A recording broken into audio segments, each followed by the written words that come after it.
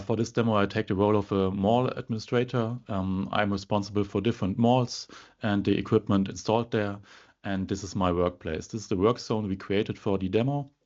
In this, we created essentially 2 tiles with 2 different apps created with SAP Build. One for the existing ticket overview and one to create a new service request.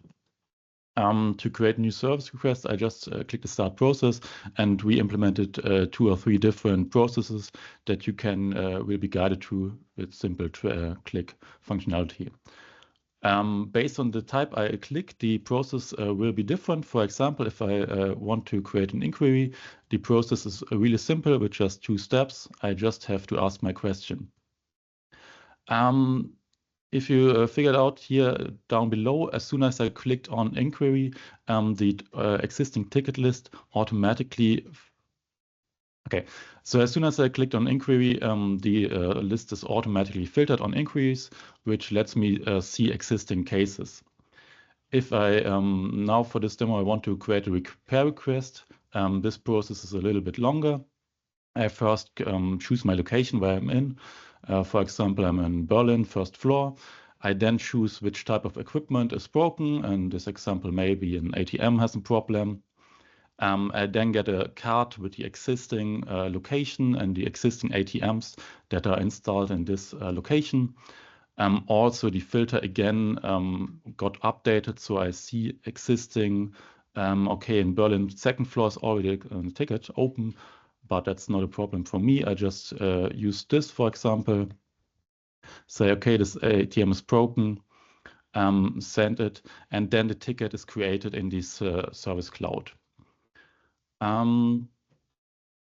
Also, without refreshing, you can see then in this list, the ticket got displayed here, which means it got created in the back end.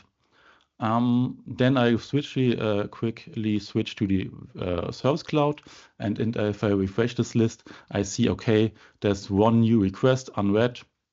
This is the ticket just created. I can see my description down here, and then any sort of service process will follow, which is not part of this demo. But if I'm done as a service technician, I then maybe can set the status back to customer action. And back in the service portal, I can see this same service request got marked because an action for me is required. I also can click on this button to maybe add an attachment to this. So we added here functionality.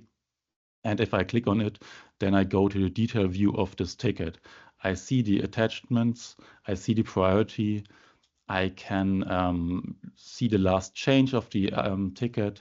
I can click on this button to escalate the ticket to urgent, and I can give some feedback to the service technician.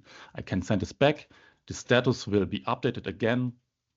And if I go back to the Service Cloud and I refresh this ticket, I see the status is back again and the priority is updated.